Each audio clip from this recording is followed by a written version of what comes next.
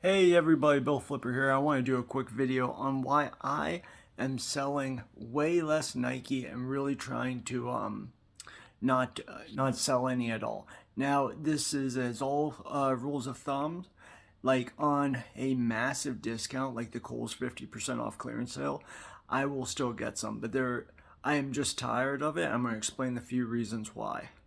One is the return rate. People will say with a straight face that there's some products like clothing, oh, I only have a 7% return rate, which already is really high. But Amazon generally disagrees. Shoes, women's shoes have 16% return rate, men's shoes have 15%. And I know people point out, like, well, if they return them in the box, oftentimes they go back into your inventory. But oftentimes they come back damaged. I've had shoes that are clearly worn for a week and then sent back. And the high return rate is extremely crushing unless you have huge margins. And like I said, the Kohl's 50% off clearance sale, where you're buying a ton at 100, 120% ROI, you can deal with the returns. But if you're buying these anything less than, I'm to the point, I used to think if I bought them at 50% margins, 50% ROI, I could be comfortable. But even now, that's just not working. And it's actually the return rate. All these things are issues in particular, but when you combine them together, the point becomes just find different products or find a different brand. Or this is plus my advice, and this is apparel in general, but Nike has so many of these things. So the next one is the high competition and the price tanking. So we were talking about this. I was talking to other Amazon sellers. You know, you have the ease of finding, so everyone sources the Nike sale. So they have website sales, and in RA, I'm gonna do on a quick little spiel right here. If you're in a Nike store, the RA may be more acceptable because you're getting lower prices and you have it in hand. The problem is when you're doing the Nike sale and you bought a product off the front page, it's currently 50% ROI, but by the time you receive it and send it in, 30, 40 sellers jumped on the listing, and with the supply and demand, it's going to tank like, and they'll literally go to break even and then just use the credit card points or the Rakuten. There's people who do that. So the high competition price tanking is a little too much.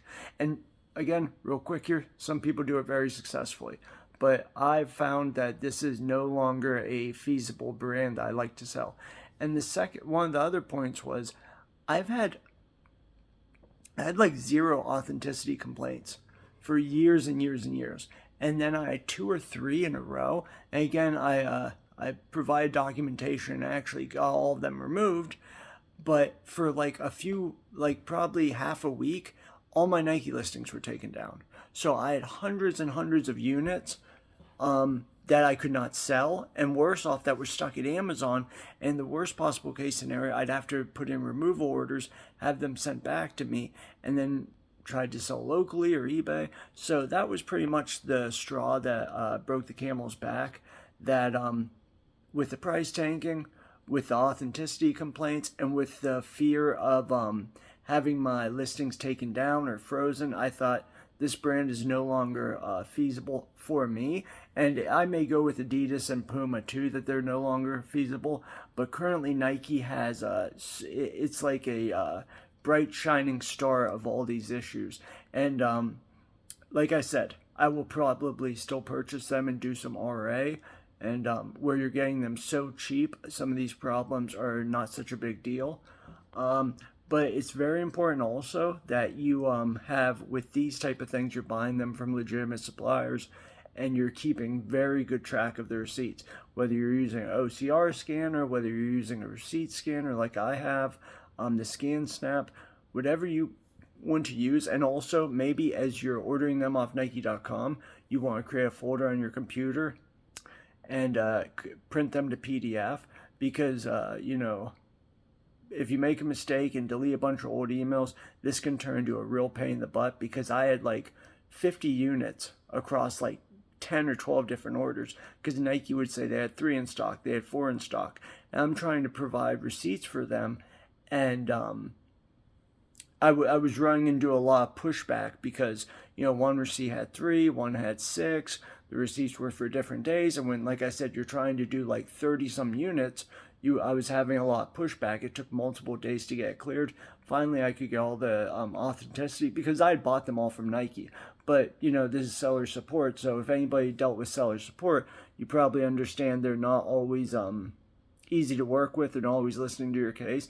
And it was really clear. I felt like, to me, like, these are all from Nike.com, but again, they would push back. This wasn't enough units. This is too many units. We need exactly this. We need exactly that. But like I said, finally they understood. They removed all the complaints. But after you've had your Nike listings frozen for half a week and your inventory stuck there, I thought this brand is no longer feasible and the high returns are no longer feasible. So a little hack there is you can go to grocery, you can go to vitamins, you can go to different brands that are not brands, different categories that have no returns or very low return rates, and that is a much more feasible thing. So, like I said, and possibly have a lot less competition. So that's all I have for today. I hope you enjoyed that video and have an amazing rest of your week. See ya.